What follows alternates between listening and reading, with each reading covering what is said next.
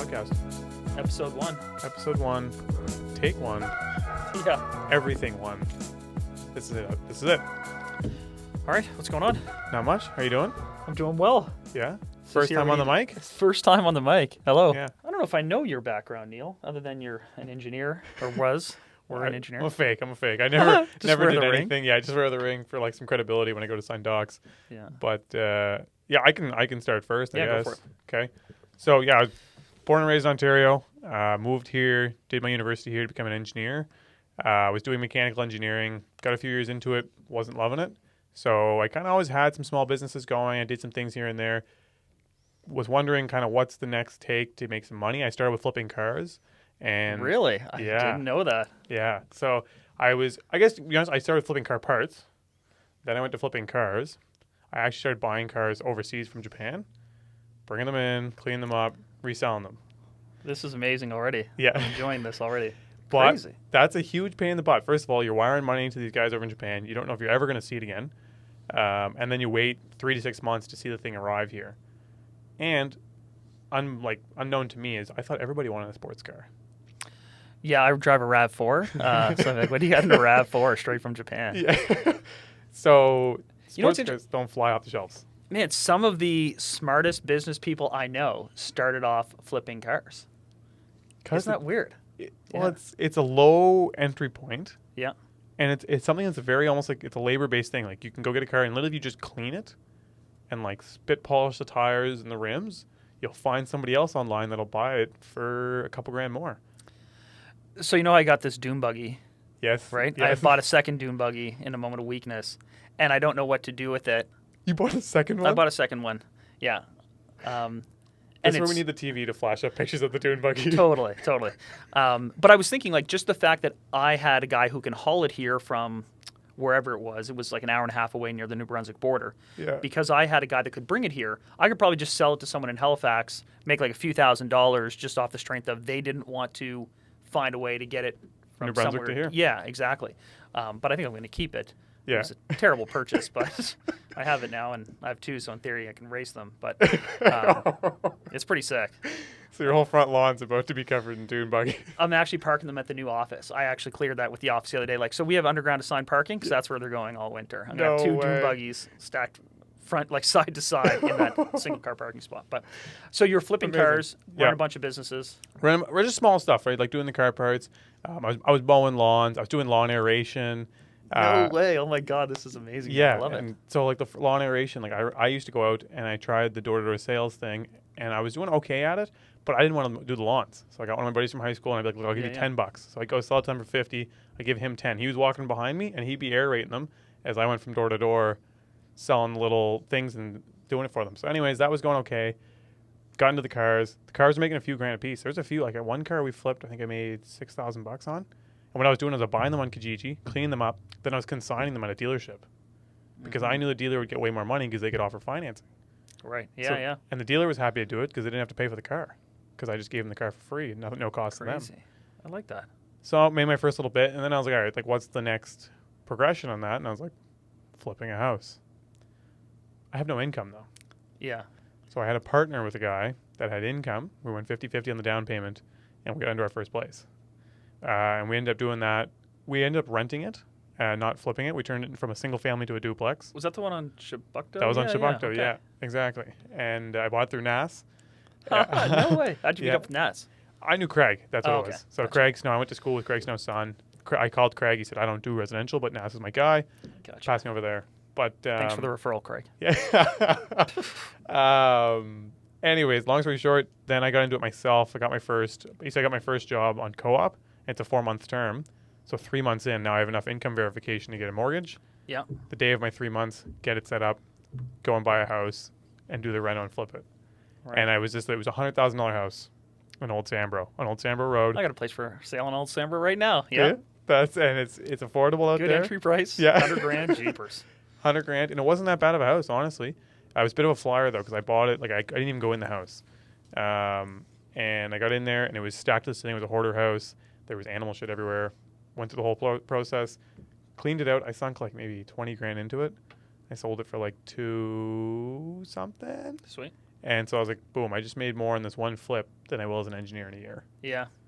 Yeah, that's a big kind of tipping point when you start to look at what some of these careers make. And it is great money, and for someone that does that, that's awesome. Yeah. But, there are other paths, and if you're money motivated, which not everyone is, you can quickly realize, like, I was headed down the path of academia. I was a professional student, did 2 degrees at St. Mary's, went over to England, did a master's degree over there, and was going to be doing my PhD down in New York. Like, I had everything all set and figured out, but there was a break between my master's and my PhD. And I was like, now, do I actually really want to do this? I was dating my then girlfriend, now wife, and, a PhD, and I was just studying literature at this point, really smart investment. But a PhD was going to be 5 years down there. If I was fortunate when I graduated, I might get a postdoc in some, forsaken place wherever in Canada, have to pine away there for a couple of years to eventually get a tenured path where I wanted to be, which is back here in Nova Scotia. And academia is very focused. Like, I'd be American literature after 1970, which means there'd be like one position at every university. And if some person was already in that role, they'd be sitting there for 35 years. Yeah. So I started to cool on that idea. And then I looked at what constituted a young prof. And if you remember any of your young profs, they're like 40-something, burnt out, hate their life, single, and likely living in a place that's very different from where they grew up with, and maybe not where they wanted to be. So the whole time I had this idea that I would also own rental properties. Like, I wanted to be a prof who had rental properties around the university, because that's where I had to live in, those rooming houses, the student ghetto, as they call it in Halifax. I wanted to have those properties while being a professor. Yeah. And then when I decided not to go down that road, it's like, well, okay, I still want the properties. I still want to do that sort of thing. And I really enjoy all these stupid real estate shows that I watch on TV. Yeah. So I might as well go get my license. And I'm sure my parents were devastated, throwing away years of education and studying abroad and a massive student loan incurred from going overseas to do something that you need with a GED equivalent in a 3-week course. But yeah, so I kind of, once the interest is there, it's an itch that, anyone listening to this is going to have that same itch. That's why you're listening, and you're trying to scratch it while trying to do the other things in the main part of your life. Be it study, be it do your 9 to 5. And, it's hard, but how do you make that switch, right? Like, I know for me, I had a part-time job, and then I was selling real estate, but still I struggle with that today. Like, okay, I'm out there selling, 100 homes a year. How do I pivot that, attention to building the passive income? Yeah. Right. And at some point you had to stop selling those lawn mowing deals and try to go full bore into flipping. And that's tricky, like you said, when you have no income.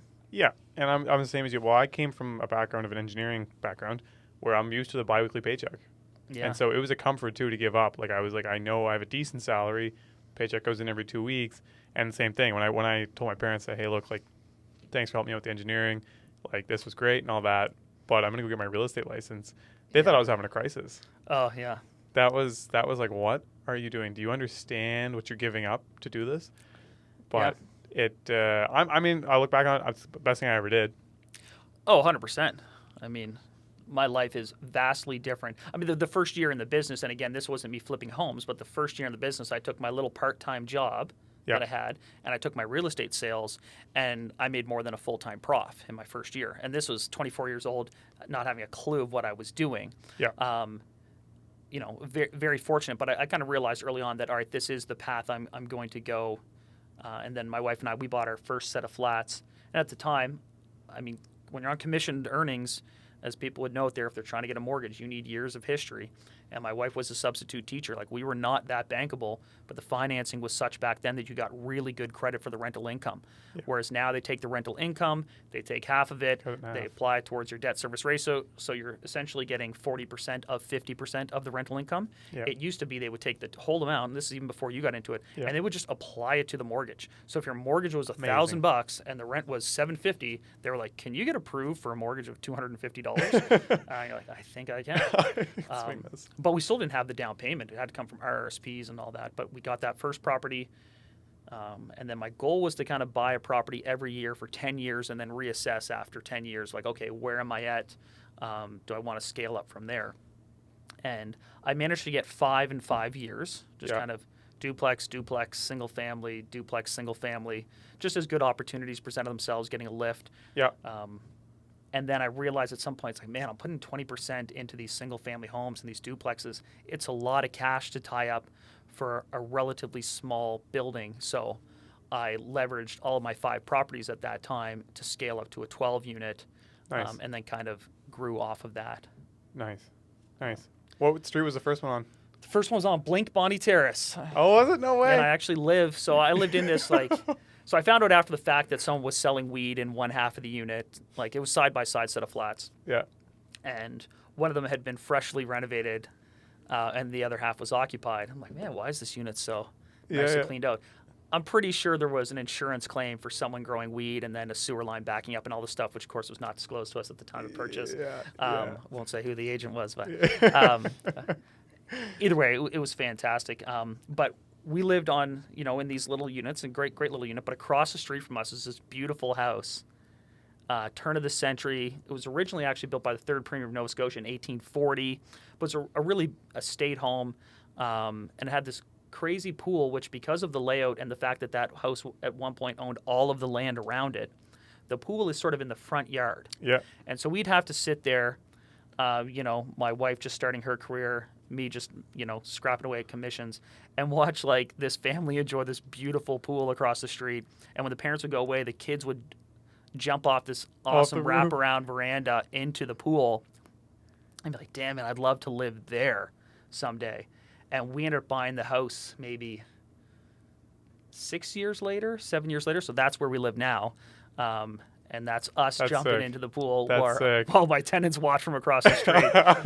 But that's actually badass to sit there, see that, and you're like, I want that place, and then go through the whole process of actually getting it. Yeah, and that's the power of real estate. Like, we're both very fortunate. Like, we both sell real estate, and you can make a great living selling real estate, and we're very fortunate that we do. Yeah. However, it's owning the real estate that changes your life. Yeah. It doesn't matter what you're doing. If you don't own bricks and mortar, I mean, obviously we're biased. People do other things, but owning bricks and mortar changes your life. Everything that my family's been able to do since has not been because of me selling real estate. Yeah, it's been afforded through what your assets have. Yeah. I mean, I guess indirectly there's been a connection there for sure. Yeah. But once you've got that snowball rolling, it's amazing what it can do. Like, that's why I'm such a big advocate of it. That's why I tell anyone, and that's why I'm happy to talk about it. I mean, one of the things, there's some stuff that we want to cover here, and it's like what people do if they're starting out. It's just to surround yourself with people and pick the brains of people who have done it. Yeah. Because anyone who's done this and has had success at it, they've made a lot of mistakes that you can avoid just by talking to them. And they tend to be really open and helpful with the information. I don't know if you found the same, but people just are happy to talk about it. Big time. This is a super excited community. I think everyone's in the same boat. They get into it, not even understanding the potential that it has, and then they get in a position, like you're saying, it changes their life, and they're so excited by it that they're very comfortable and open to share that with others. Right? It's almost like they become comfortable in what they've created themselves, and they're happy to see others do it. And honestly, it's almost like if everyone's doing it, it benefits everybody. Like I say this to a lot of guys, it makes it sometimes more difficult to buy a property or whatever it may be. Yeah. But if all your buds go in and buy a bunch in the same neighborhood and everyone revitalizes them and makes an effort to make it a good area, that benefits you as well because you're in there. You know what I mean? Yeah, I mean, there's always going to be a little bit of competition within it. Yeah, one, that's human nature, and the industry tends to attract people who are competitive. Like, I'm competitive by nature. Yeah. At the same time, people who are successful at something rarely feel the need to hoard, the specialized knowledge that they have that made them be successful. The most successful people I know are some of the most generous people, not with money, but like with their time and with their information. Yeah. And when I started out, I was asking my friends' parents and my friends' older siblings about how they did what they did. Yeah. And they were all very kind and very helpful. Then I even talked to some guys who were more like our age, and I would just track them down off LinkedIn or Facebook and be like, hey, can I just take you for coffee? And they were all so great to deal with. And everyone does things a little bit differently. Like, you and I do things very differently. And I spoke with some guys years ago, and they did things very differently. So there's no one right way to do this. Yeah. You do have to find your competitive advantage in the way you approach things. But the high level of why to do it, roughly how to do it, and what the big picture is, I mean, it's kind of the same for everyone, and people are pretty good to help with that. Yeah, it's a fairly general principle that gets followed. It's funny what you said too about just going down and asking everybody questions and all that. When I first started, I only had 3 units or 5 units, and I went after Kevin Richardson, like CEO of like Killam. Yeah. They have like they're huge. They publicly traded worth like so many billions of dollars. Yeah. He sat down with me. Yeah. In his office. Totally. Out of nowhere. He had no idea who I was. He was like, so what do you want? And I was like, Yeah. I just got a couple questions here I got to ask you.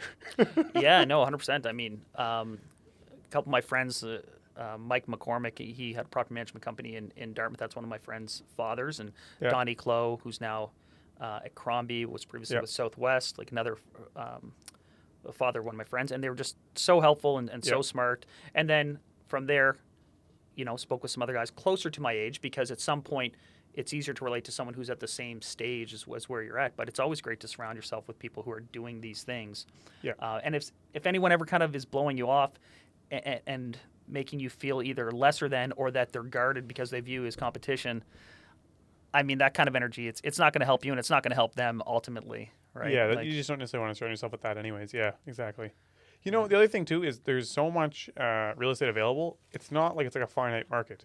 Like there's yes and no. Like you think about the system is kind of based on it being finite, but your point stands. You know what I mean? Yeah. It's so large though. It's like, okay, like you look at even just a small market like Halifax, there's probably like 100, 200, it's probably $300 billion of real estate in a city like this.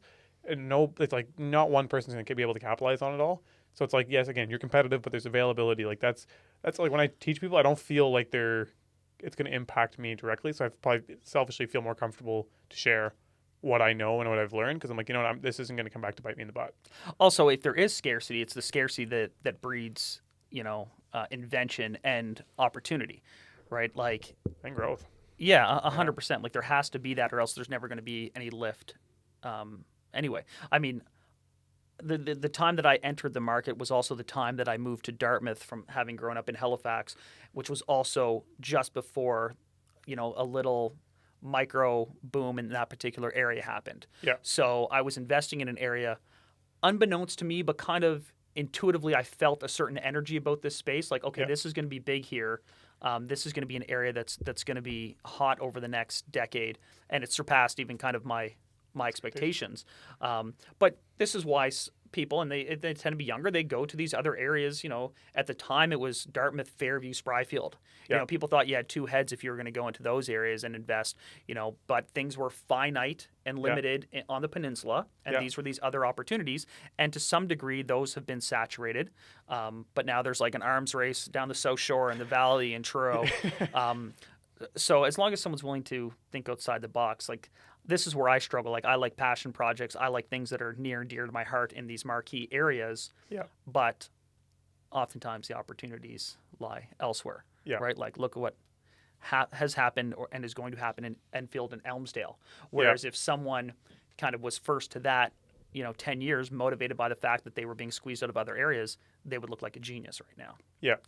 Yeah, 100%. But I don't know. I think there's a lot of guys in this too that are passion driven, honestly. Like I think there's lots that are basically just looking at principle and money wise, but there's also quite a few passion driven ones. Because you look at a lot of buildings, some of the design aspects are not necessarily the best just purely for rental income or cost effectiveness. Like there is some aspect of like pride involved. I don't know if it's a male thing or what, but when we build stuff and create things and put our name on it, we like to make it our own. Yeah, I mean, that's actually my favorite thing about real estate investing is the creative element of it and not actually the financial component of it. Even when I don't math good. No, I like building these spaces. I like improving my community. It's kind of cliche to say that, but it's true. I like interior design. If I could go back in time, rather than doing arts and economics, I would have done architecture and design probably. Yeah. I agree with that. I think it's nice to have a balance. I mean, my projects that I'm working on right now are in Dartmouth. They're expensive areas, but they're also around where I live. So I have a vested interest in these buildings, these properties, improving the neighborhood that I live in and that my family and my friends live in. Yeah. But then I also joke that, man, I need to get some architect to just design me the cheapest 4-story walk-up, above ground parking, and just go out of town and just slap those up. And honestly, I'm being beaten to the punch by a lot of people. Enfield, Elmsdale, around Truro. There's some thoughts like what's going to happen in Stewiacke. Yeah. Even go down the Eastern Shore. If you go out to some of these locations, that's a very Bridgewater. that's a very strong model. Yep. It's just not something that's near and dear. And Doesn't excite you right now.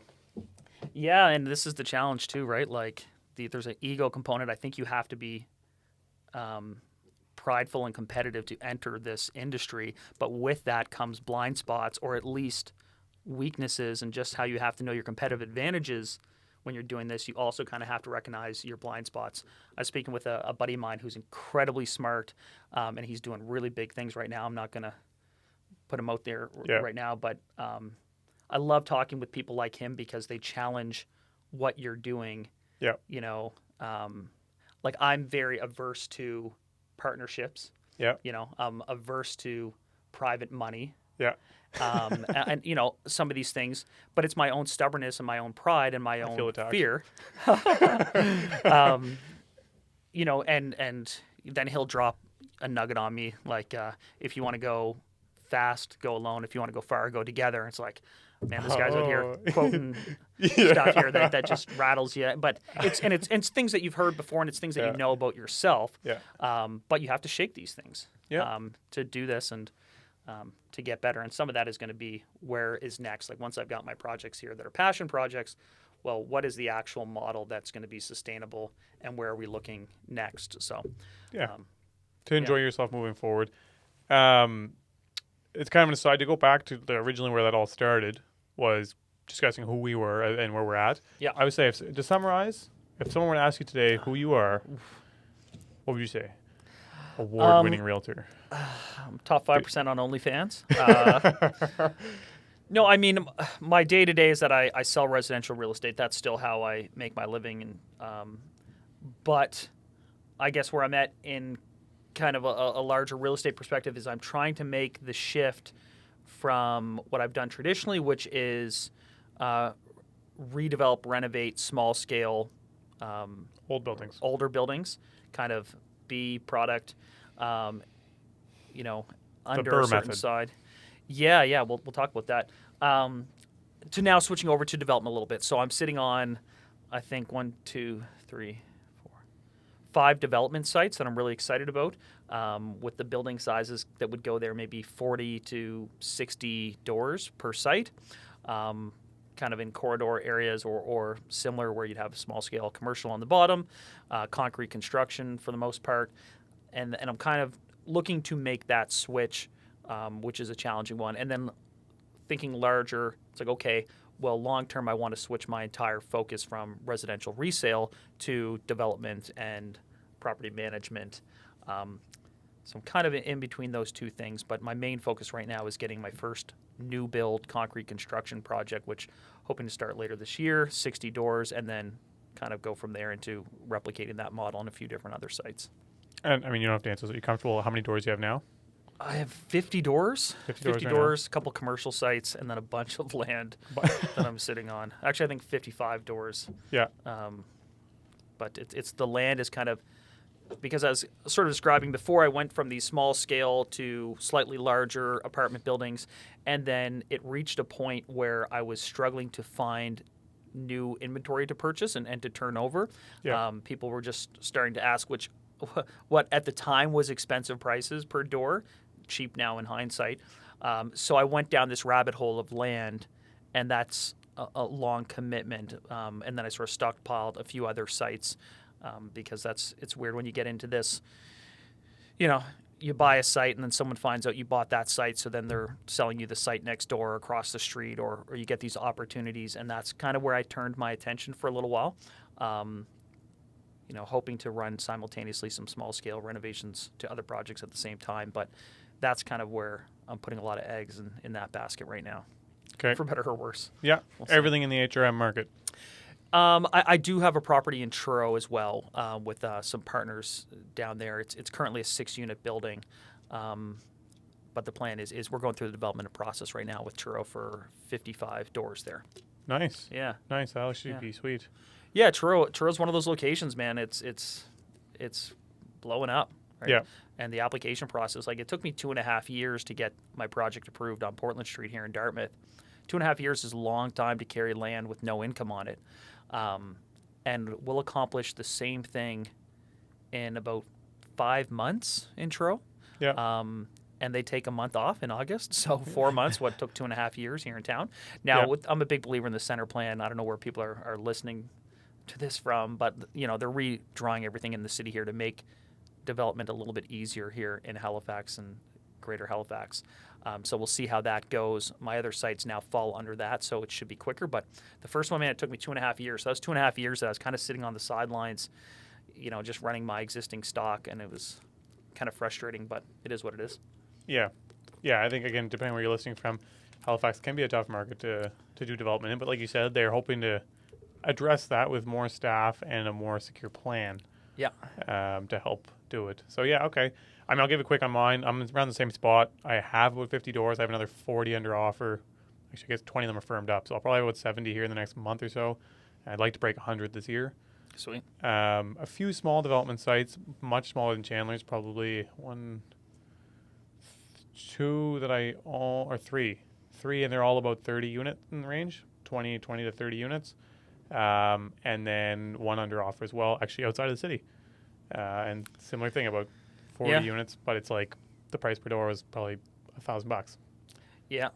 So. Yeah, and you can get opportunities where there's a structure existing on the land, like maybe it's a small scale multi-unit or even a house or something like that. So it can be easier, whereas you can get financing on it, the whole works. Yeah. And same thing, the town, I spoke with the town, and they expect an 8-week turnaround for me to have a permit to be able to put a shovel in the ground.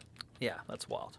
Just they want to see it. They're excited to see me there, and they were all for it. Like everything I send, yeah, please, bring it, let's see it. Which is kind of a breath of fresh air. Even though I've only done a very small bit with the city here, it's just already been tough. Yeah, they're just inundated with stuff, and there's some archaic. And when the municipalities merged, right, pre-amalgamation, you had all these different zonings. So the zoning in Dartmouth is different from the zoning in Halifax, and so on. So it is a complete rat's nest. But that's what the center plan is cleaning up. So hopefully that works. So I just want to touch. I followed everything that you said there, but like getting your license. What was the driving factor for you getting your license? I kind of always had the idea that, well, if I'm going to buy a couple properties a year, I would save money on commission if I had my license. Very dumb. This is every investor ever, though. Yeah. Well, I'm just going to get my license. Like, well, you have to pay $3,000 to have your license, and you have to be sitting at a brokerage and desk fees and all that stuff. But that was my logic. I also thought that I would have a brokerage. I thought that would be super smart. Like, I'd have other agents work for me and blah, blah, blah. And, the overhead and the work. Well, Neal's laughing. Like, the idea of owning a brokerage just makes my head hurt. So that was kind of my thought. And then it just became more of a focus. And then I kept my other job for a while, in large part because I enjoyed it, but also because that security of having a 2-week paycheck and all that was great. But just swapped over, and I enjoy what I do, and I think you enjoy what you do as well. But I think to a large degree our passions are in actually developing and growing real estate and itself. Passive income. And yeah. I have a question for you. Why this? Why podcast? So, that's a good question, actually, honestly. So, again, I only got my license 3 years ago. I service a younger market that's just coming out of school, and everyone's kind of trying to figure themselves out and what they want to do, and they want to make some money and stuff like that. So everyone's kind of in the same boat. Again, I was fortunate enough that I got into this business when I did because the market took off, and not only did the sales market take off, the pricing took off, and fortunately I had bought some real estate at that time. So it's allowed me to do very well, much better than I would have if I'd pretty much done anything else outside of maybe a tech company that hit it big. And so people kind of found that out. And so the amount of people approaching me at this age that are asking about either becoming a real estate agent, investing in real estate, just wanting to know all about it, and which was great. And I always loved sharing that. But it got to a point where literally every day I'm out for 2 coffees with people to discuss how it works and how to do this and how to do that. And first of all, I'm running out of time. People I don't even know either messaging me hey bro, let's grab lunch, whatever, da da da da. Solid impression. Yeah, that's what you know what I mean though. Yep. And so that's what I'm getting. And I'm at first I was oh, this is kind of cool, and sometimes they paid, sometimes they didn't. And I was like, shouldn't you be paying for this? But anyways, I guess I'm the realtor, so I got to pay. But anyway, so I would be teaching them. And then I was like, okay, I need to do something here to do this. And so growing up, I didn't watch TV. I watched YouTube and listened to podcasts. And so it was always kind of like a fantasy in the back of my head, like, wouldn't it be cool to do something like this? And so then when that happened, so I was like, okay, now I actually have something of value that I think that I could share with people, and I want to share with people, but I need to reach a larger audience in an easier way. How can I do that? And so this has been toying in my head for almost 3 years, and it just never happened because I was building this business first. So I had to build the real estate business first, get that rolling, and now that that's succeeded, I'm like, okay, you know what? Now I have some time available. I've been able to build a team here that's helping me with both my actual rental properties as well as being an agent. Okay, that allowed me to get the time then to do something like this, which is, I think, something I always wanted to try and get involved in. And I still can't get over it, still to this day, whether it's Instagram, Facebook, whatever it is, I get a message probably every 2 days asking for some advice, or how do I buy my first investment? How do I do this? How do I do that? And now I'm responding to them saying, hey, you know what? I have some content coming. Like when I get it, like take a peek at it, and that might be able to answer your first baseline of questions. And we can still chat, and I'll still help you out. But like you could probably get a lot of the information answered from this. Do you know what I mean? Yeah. And I think just in general, the timing is kind of right in some sense, because I think there's a bit of a generational boom with like millennial, Gen X, Gen Zs, that whatever range that is, the like 20 to 35 range of everybody now is looking for a little something to do with their cash. Yeah. Do you know what I mean? Yeah, I mean, I feel like if there was a secret to it, the secret's out. Yeah. I mean, it's amazing how much has changed even in the last 7 to 8 years. Like I was mentioning before we started recording, that I had met some, now long-term clients who are really sharp and who've grown nice little portfolios of their own. And I met them because I was writing articles for the Chronicle Herald, which this was back when there was no social media. And that's not that long ago. But yeah. So I was putting out this content through print media. Rest in peace, print media. What's that? No, I just you mean book reading? And so one of the articles that I did was called "So You Want to Be a Landlord," and it was the one that I got probably the most response to. Yeah. And it was predominantly young guys reaching out to me, and I say guys because it just happened to be predominantly men that were reaching out to me for whatever reason. Saying, they liked that article and they wanted to meet with me. Yeah. And I met with them over coffee to discuss the contents of the article. And then they became clients long term. But that was before social media like that. That was where I was putting it out. But yeah, people were reaching out and, always happy to take those meetings. And they grew and they had a lot of success. And multi-unit residential sales are a big part of my selling business as a result. But personally, the reason I wanted to be a prof was because I really enjoy teaching. Yeah. I like, because I like the pursuit of learning myself, and I like having that engagement of that exchange and of ideas. So, I don't listen to podcasts. Yeah. I kind of followed one for a while that was real estate sales based, but that's it. Like, I don't even know how one could listen to this. Like, Spotify, is that how someone would listen to this one day? Yeah, there's a few different opportunities there. I'm not a podcast guy, but I've often thought about because I'm interested in coaching programs. Like, oh man, someone could develop a program specific to this. Yep. But even the coaching world, I think, has realized there's a scaling limit and how you funnel customers, listeners through that, as opposed to a podcast, which is just immediately there. It's content, that is in its own right packageable and can be turned into a product without some of these, a few years ago it would all be like, oh, buy this program to learn this and, pay for these videos. And that's not really how people are consuming this information. They want it ready-made and there are people providing it.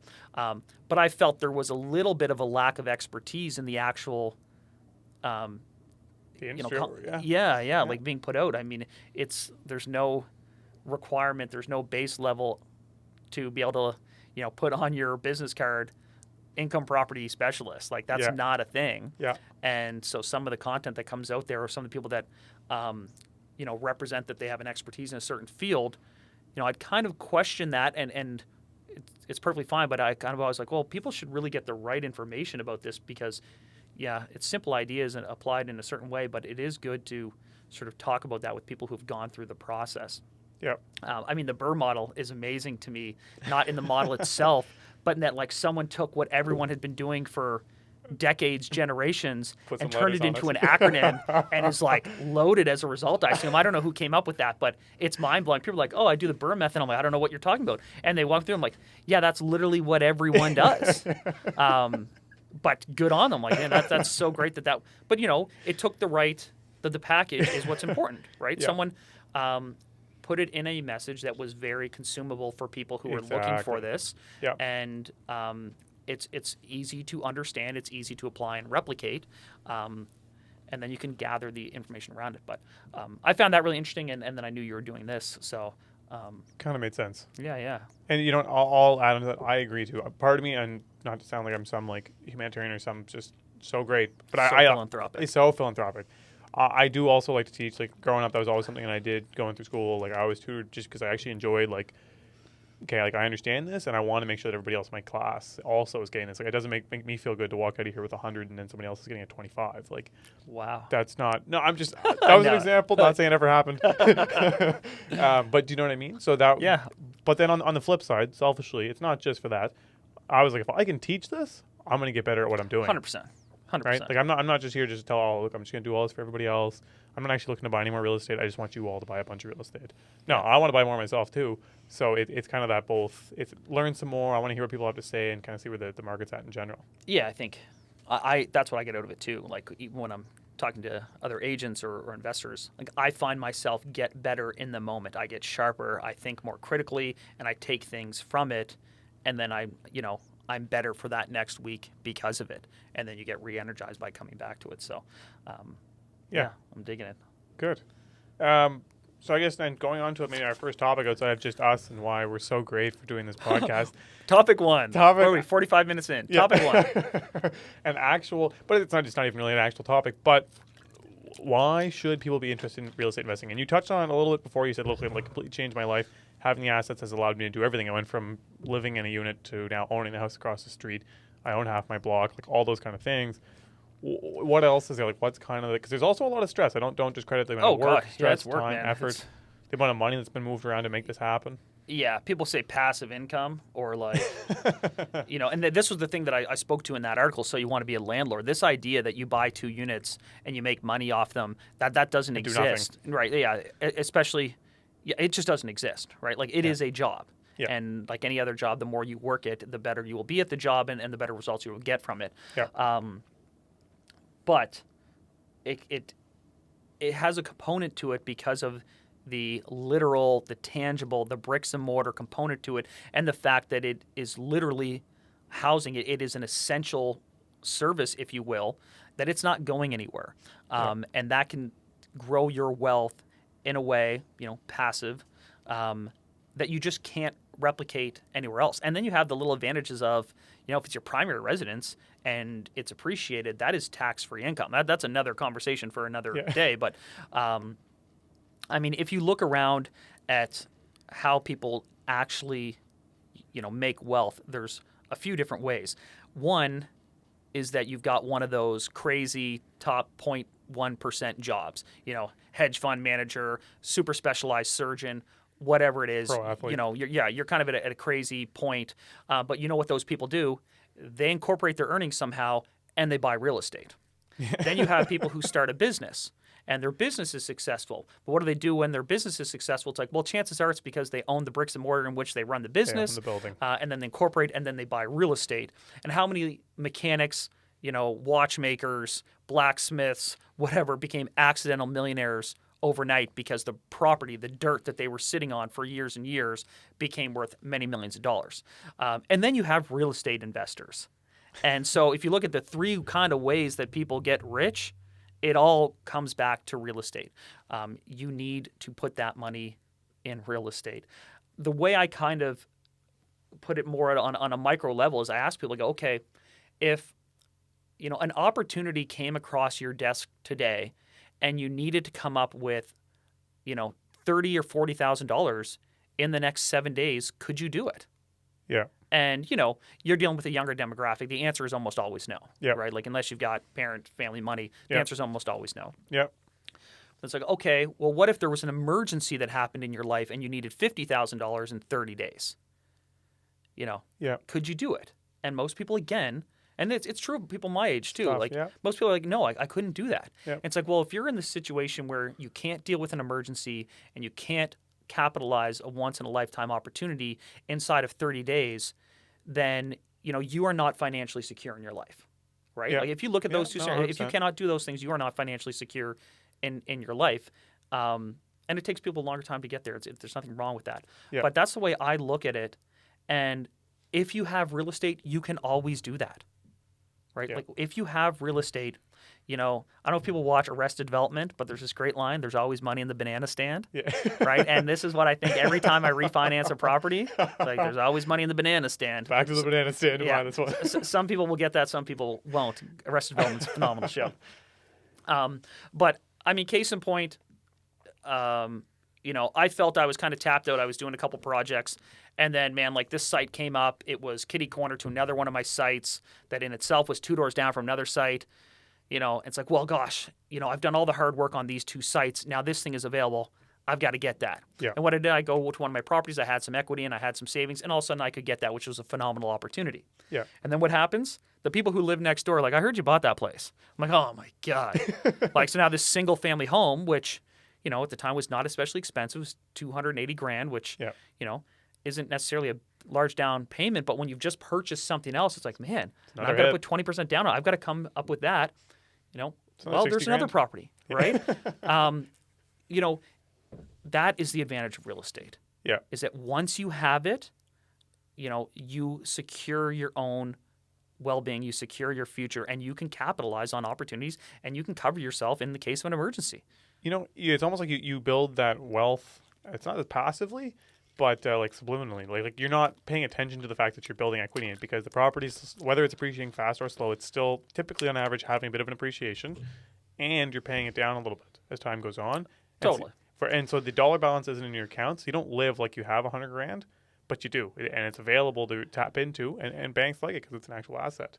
Yeah, I mean, once you have, it's terrible to say, but once you have money in equity, it's easier to get money in equity. Yeah. So the sooner you can start that snowball going in the right direction, the better. That's what people are like, what should I buy first? Like, I don't know, the first best deal you can find, right? Yeah. Like, get it, and then, I'm not an either or guy. People are like, should I do this or should I do that? I'm like, not either or, do both. Get the first one. You'll find a way, if you want it bad enough, and that's easy to say, but we can talk about that through the course of this, to get the second one. But you need to start. You need to get that first, little bit of snow rolling to make that snowball.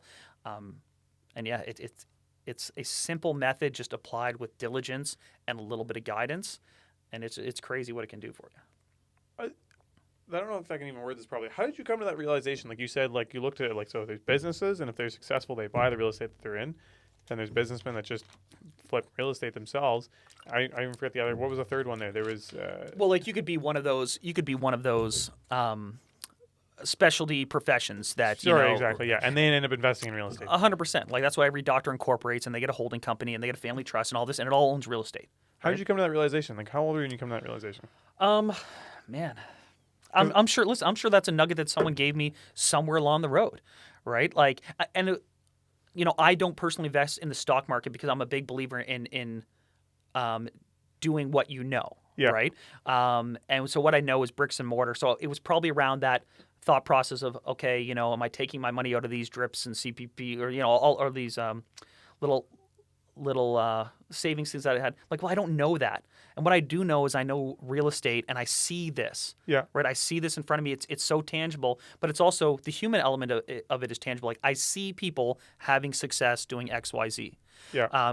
When people are doing this great crypto stuff and this market stuff, I know they're doing it, but I can't see it. Yeah. And I just believe in leaning into something, right? Yeah.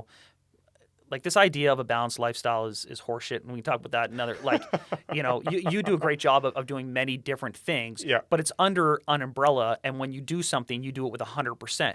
You're not like 15% here and there. You've got to kind of commit to something. But I just kind of noticed that, and again, it was probably in talking with some people, and then trying to wrap my head around taking money that I had in the market at the time and doing something else. And that's not to say, now when I have more cash, like I'm may diversify a bit, but Yeah. Yeah, man, it bricks and mortar, man. It's pretty hard to beat. And I don't disagree. And I just ask because I'm kind of curious to see what brought you to that point. Like, I think everyone's kind of come to a different point on why they're buying real estate.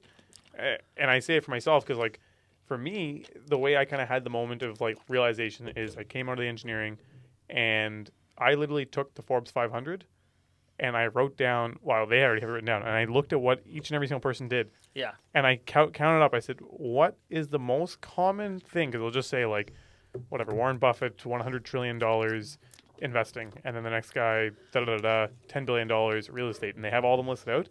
I looked at what was the most common thing on that list. I came into it with no prejudice. I was like, I'm going to do whatever the number one thing on this is.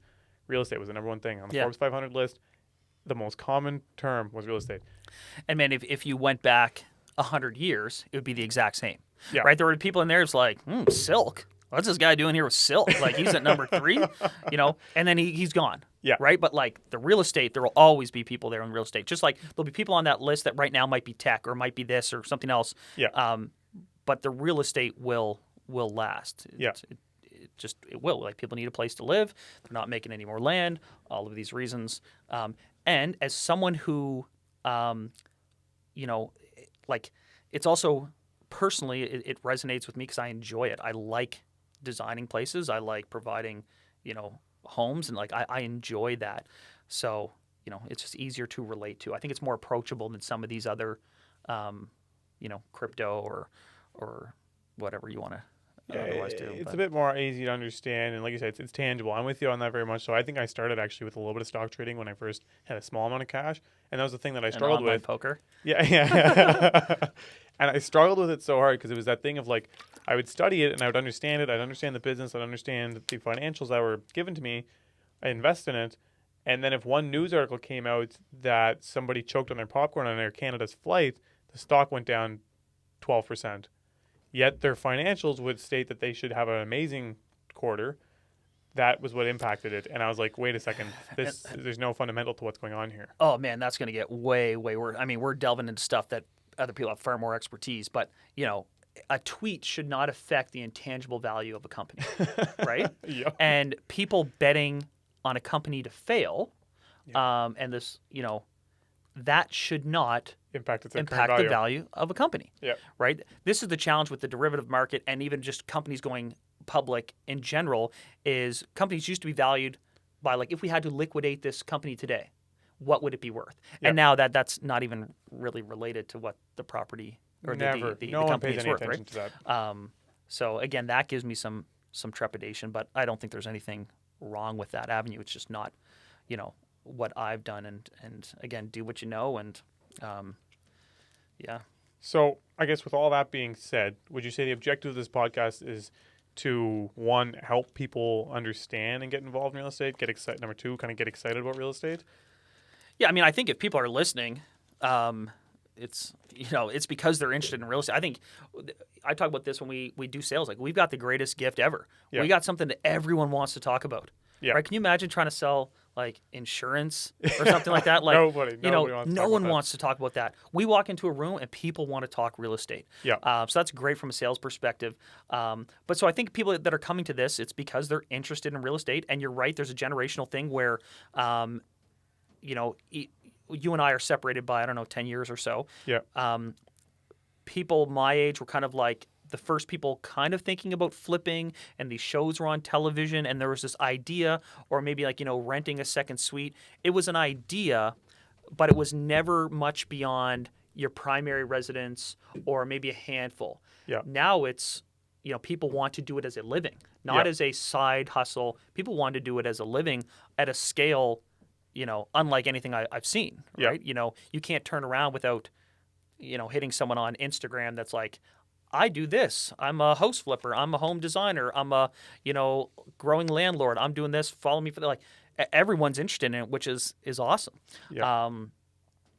I think, so I guess, the hope would be between you and I, we can give some firsthand, currently in the action, doing this stuff, experience to people. And the other thing with talking to people is you start to change your outlook.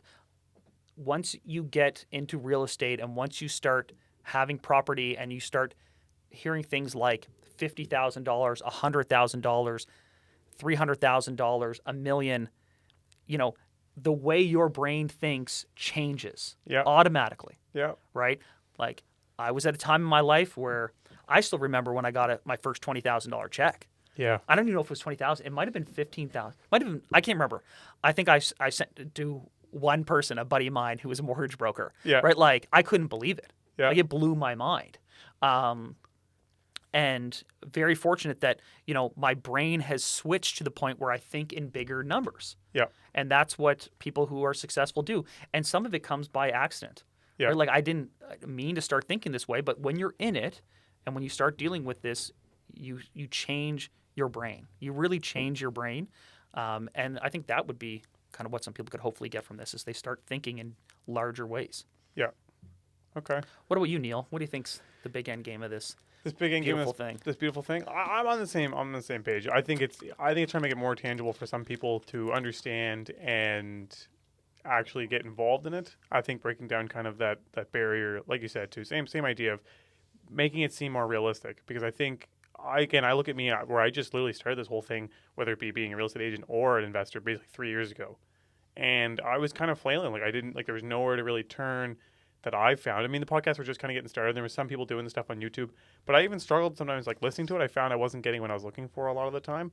And so I kind of hope that between you and I, we can actually provide a bit more value. Like I found a lot of them kind of led on. When I started, a lot of times it was that paid course content. Oh God, yeah.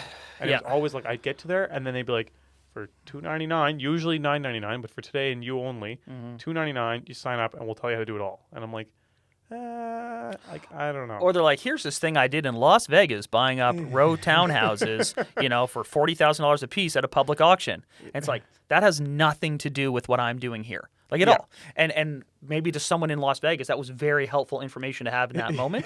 But that is also a micro opportunity.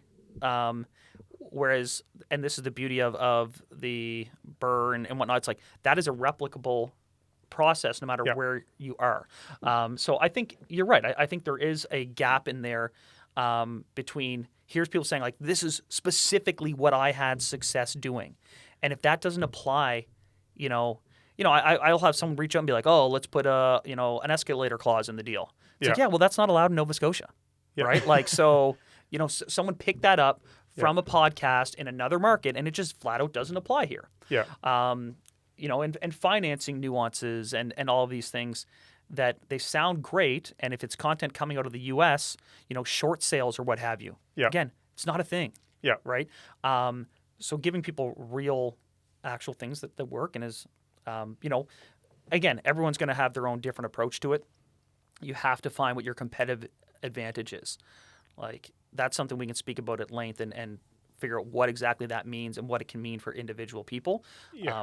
That's a bit further into it, I think. Once you even make the jump into understanding what you're going to do and getting the basics down, you got to get the basic package down, and then you can start to understand where you're going to go with your competitive advantage at that point. Yeah. But overall, I think the idea is to make it a bit more consumable, probably a little bit more to this market in general, again, a bit less about us. Because I find a lot of it is typically people being like, I just bought a 100 unit and I made $12 million. And I'm like, I don't give a shit. Oh, man, I love when they throw up that check and like, look at this check I just got for $100,000. And I'm like, man, you got that by charging all these people $9.99 to watch this video. That's not from you did something with this house. But anyway. Yeah. So that's the objective there for me. We'll probably getting pretty close to the end, but what's your objective as a person in this business? Are you looking to have 1,000 units? Do you want to have the tallest building in the city? What are you looking to be? I mean, this is a very timely question because I've been struggling with this a little bit now that I have a family and now that my kids are getting to a certain age. I don't quite know. I'm working through that. Maybe I'll work through that with this podcast. I know that I want to leave my city better than it was before. And and that sounds like a very grand statement. Haliburton. I do want to leave my little pocket of the world better, and I think housing is an important way to do that, and shaping a city is an important way of doing that. Mm-hmm. I also want to build something business-wise for my kids and my kids' kids. Yeah. I don't know that I've necessarily thought about it too much beyond that. and I need to take a step back, high level, and kind of figure out what I want to do. But that's sort of where I'm at a little bit. Interesting. What about you? Just Mayor Spryfield? Yeah.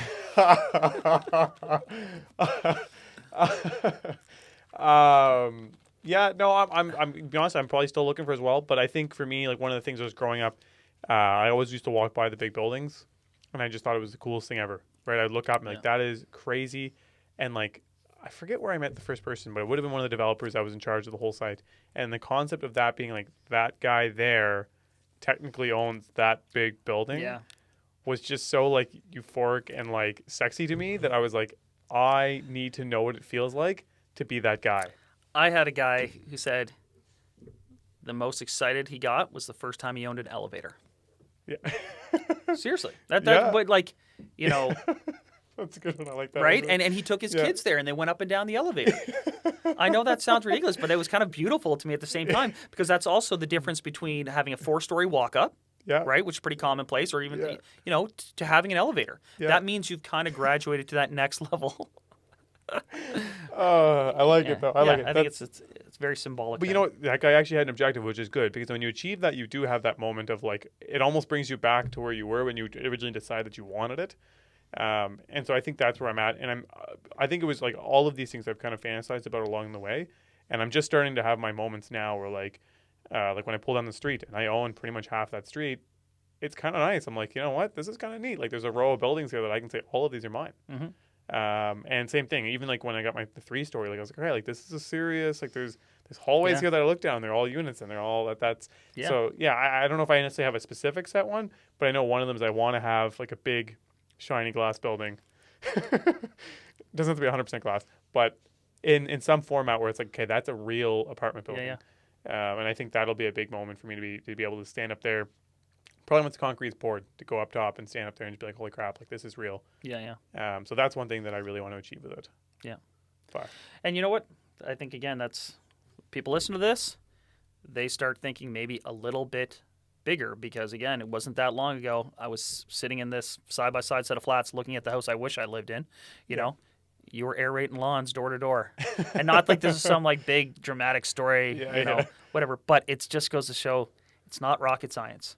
Right. It's a simple idea applied effectively. Right. Doing the right things over and over again. Exactly. Yeah, and to double down that, like I grew up like ultra middle class. Like I by no means was like scraping by or any of that. I've been comfortable for the whole time of it.